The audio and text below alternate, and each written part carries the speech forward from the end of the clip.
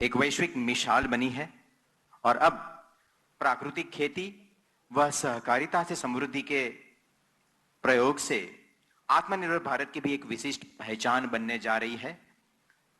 माननीय प्रधानमंत्री श्री नरेंद्र मोदी व देश के प्रथम सहकारिता मंत्री माननीय श्री अमित शाह जी के नेतृत्व में हमारा सौभाग्य है कि भारतवर्ष के प्रथम सहकारिता मंत्री और गुजरात के सपूत माननीय श्री अमित भाई शाह आज इस अवसर के साक्षी बने हैं।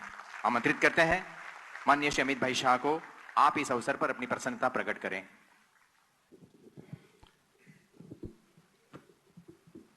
आज के प्रथम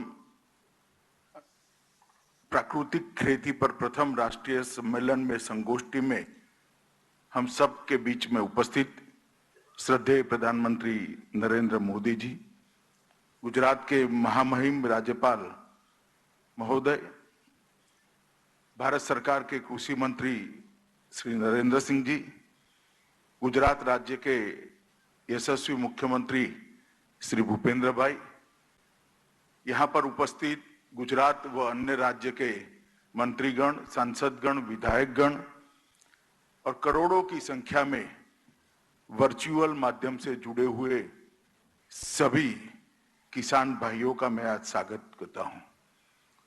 मित्रों, आज इस संगोष्ठी का आयोजन प्राकृतिक खेती के प्रयोग को ज्यादा आगे तक पहुंचाने के लिए और उससे होने वाले सभी लाभों का किसानों को ठीक ढंग से परिचय हो, इसलिए किया गया है।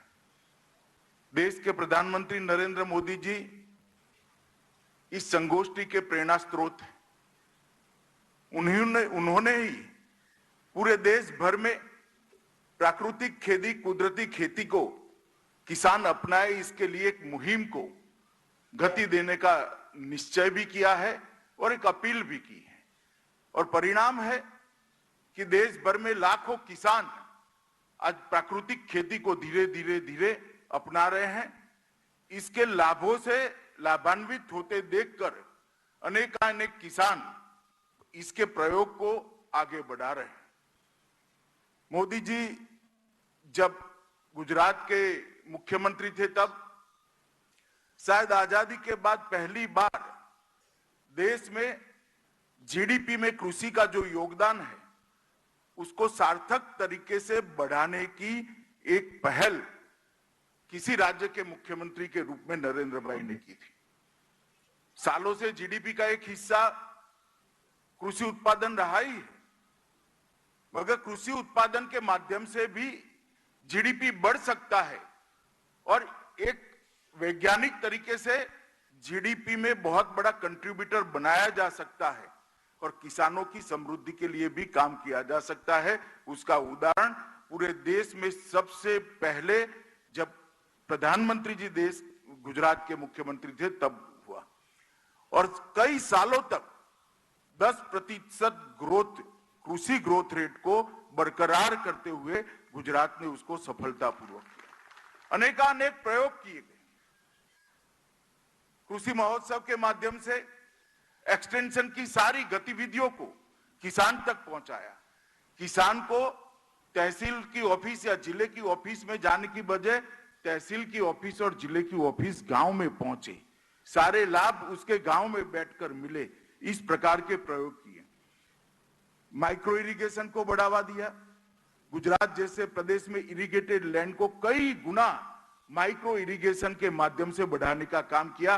पानी जितना था इतना ही था, परंतु उसका उचित उपयोग कर वैज्ञानिक रूप से उपयोग कर अनेक गुना सिंचाई को बढ़ाया और 10% का कृषि का ग्रोथ रेट 10 साल से ज्यादा समय तक बनाए रखने का एक कह सकते हैं रिकॉर्ड नरेंद्र भाई के नेतृत्व में हुआ है। आज उन्होंने 2019 से देश भर के किसानों को एक अपील की है कि प्राकृतिक खेती को किसान अपनाएं। हम जो रासायनिक खाद का उपयोग करते हैं इससे भूमि की उत्पादकता तो कम होती है, जल संग्रहण की शक्ति भी कम होती है और साथ के साथ जो हमारे खाने पीने की चीजें कृषि उत्पाद के रूप में उत्पादित होती है वो मानव शरीर के लिए भी हानिकारक है। तो सालों पुरानी अपनी पारंपरिक खेती को,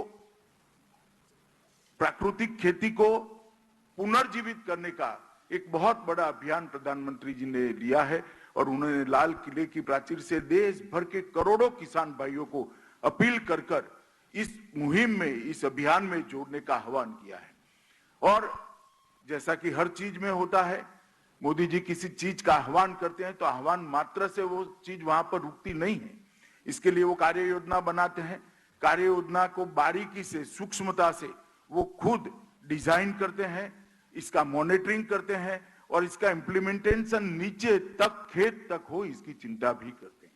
और आज का ये कार्यक्रम उसी का एक हिस्सा है। मित्रों, देसी गाय के, एक ही देसी गाय से 30 एकड़ भूमि का प्राकृतिक खेती हो पाए, 1 रुपये का भी खाद या कीटनाशक का उपयोग न करना पड़े, इस प्रकार का जो प्रयोग आचार्य देवव्रत और बाकी बहुत सारे कृषि वैज्ञानिकों ने आगे बढ़ा है, इसको बल देने का एक काम है। देसी गाय का गोबर, उससे बना जीवामृत वो केचुए बनाता है और केचुआ वैसे खाद की दुनिया की सबसे बड़ी फैक्ट्री है। एक केचुआ खाद बनाता है जितना, इतना शायद कोई यंत्र भी नहीं बनाता। केचुए को पुनर्जीवित करने का ये जो अभियान है, जिसके कारण जमीन की जल संग्रहण की शक्ति भी बढ़ेगी और एक कुदरती खाद जो केचुए के माध्यम से आता है, उससे भूमि की उत्पादकता बढ़ती है, खर्च भी खेती पर कम होता है, भूगर्भ जल संचित होता है और हमें ऑर्गेनिक प्रोडक्ट खाने के लिए जो शरीर को हानि नहीं करती ऐसी मिलती है। और ये देश और दुनिया में आज की मांग है कि ऑर्गेनिक कृषि उत्पाद को बढ़ाया जाए। प्रधानमंत्री जी के नेतृत्व में अभी ही भारत सरकार ने एक ऐतिहासिक निर्णय किया है कि सहकारिता मंत्रालय की स्थापना की। आजादी के 75 साल तक देश के किसी भी प्रधानमंत्री ने सहकारिता मंत्रालय की स्थापना नहीं की है। मैं देश के करोड़ों किसानों की ओर से और करोड़ों गांव वासियों की ओर से प्रधानमंत्री जी का बहुत बहुत धन्यवाद करना चाहता हूं कि इन्होंने सहकारिता मंत्रालय स्थापने की पहल की, क्योंकि सहकारिता के माध्यम से ही ढेर सारे क्षेत्रों में वैसे तो काम हो रहा है। फाइनेंस के क्षेत्र में भी हो रहा है, मछली पालन के क्षेत्र में भी हो रहा है, मगर सबसे ज्यादा इसका उपयोग और सबसे ज्यादा एम्पावरमेंट किसी का होना है तो देश के छोटे किसान का होना है।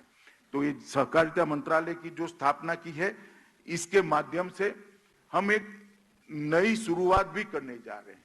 देश में प्राकृतिक खेती के बढ़ावा मिले, इसलिए किसान इसको ज्यादा से ज्यादा अपनाए, इसलिए ये बहुत जरूरी है कि ऑर्गेनिक फूड प्रोडक्ट के उसको उचित दाम मिले और उसका जो विश्व का बाजार है, इसको भारत के किसान के लिए उपलब्ध करा जाए, एक प्लेटफॉर्म उसको दिया जाए और विश्व के बाजार में वैज्ञानिक रूप से सर्टिफाइड ऑर्गेनिक प्रोडक्ट्स एक ब्रांड नेम के साथ उन तक पहुंचाने का काम हो। नरेंद्र मोदी सरकार ने जो सहकारिता मंत्रालय की स्थापना की है, मोदी जी के नेतृत्व में सहकारिता मंत्रालय एक प्रयास कर रहा है कि देश भर के अंदर हम इस प्रकार की लेबोरेटरी का एक जाला बुने जो देश की भूमि का परीक्षण भी करेगी, ऑर्गेनिक भूमि में रासायनिक खाद नहीं, इसका सर्टिफिकेशन भी करेगी और ऑर्गेनिक प्रोडक्ट का भी सर्टिफिकेशन करेगी, जिससे किसान को ज्यादा भाव मिल सके, ज्यादा दाम मिल सके। अमूल और कुछ अच्छे सहकारी संगठन इस जो हमारा एक विचार है इसको आगे बढ़ाने में लगे हैं। मुझे पूरा भरोसा है कि लेबोरेटरी के माध्यम से भूमि और उपज दोनों का जब सर्टिफिकेशन होगा तो अंतर्राष्ट्रीय बाजार में इसके रेट बहुत अच्छे मिलेंगे और प्राकृतिक खेती का बढ़ावा होगा, उसको और बल मिलेगा।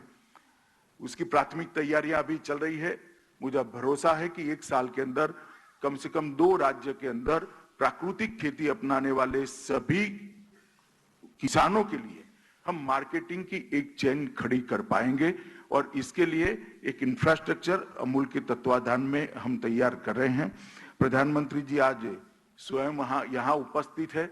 मुझे भरोसा है कि आपकी उपस्थिति से ये प्राकृतिक खेती का जो अभियान है उसको बहुत बड़ा बल मिलने वाला है, क्योंकि आपके शब्द पर देश का किसान भरोसा करता है, आपकी बात पर देश का किसान भरोसा करता है और वो मानता है कि कई सालों के बाद 2014 से देश की अर्थव्यवस्था में किसान को केंद्र बिंदु बनाने का प्रयास आपकी सरकार ने मोदी जी के नेतृत्व में जो हुआ है, इसके कारण किसान का जो भरोसा बढ़ा है। आपकी उपस्थिति इस प्राकृतिक कृषि के प्रयोग को बहुत बड़ा संबल प्रदान करेगी और उसको बढ़ावे में हमें बहुत बड़ा फायदा मिलेगा। आचार्य देवव्रत जी आज यहाँ उपस्थित है, वो भी हमसे बात करने वाले हैं।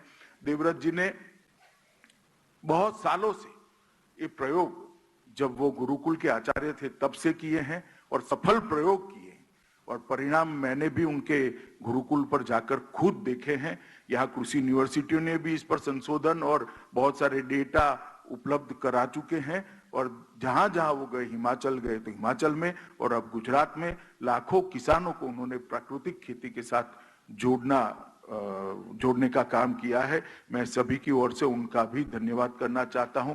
मुझे भरोसा है कि प्रधानमंत्री जी ने देश भर के किसानों को जो अपील की है कि हम प्राकृतिक खेती की दिशा में आगे बढ़े और पूरी दुनिया को एक रास्ता बताए कि मानव का शरीर बहुत बहुमूल्य है। ऑर्गेनिक प्रोडक्ट से जो रोग होने लगे हैं वो रोगों से हम मुक्ति पाए और ऑर्गेनिक प्रोडक्ट के माध्यम से हमारे शरीर को स्वास्थ्यप्रद रखे और किसानों को भी उनकी आमदनी बढ़ाने में हम योगदान करें। मैं फिर से एक बार ये विचार देने के लिए प्रधानमंत्री नरेंद्र मोदी जी का बहुत बहुत हृदय से धन्यवाद कर मेरी वाणी को विराम देता हूं। वंदे मातरम।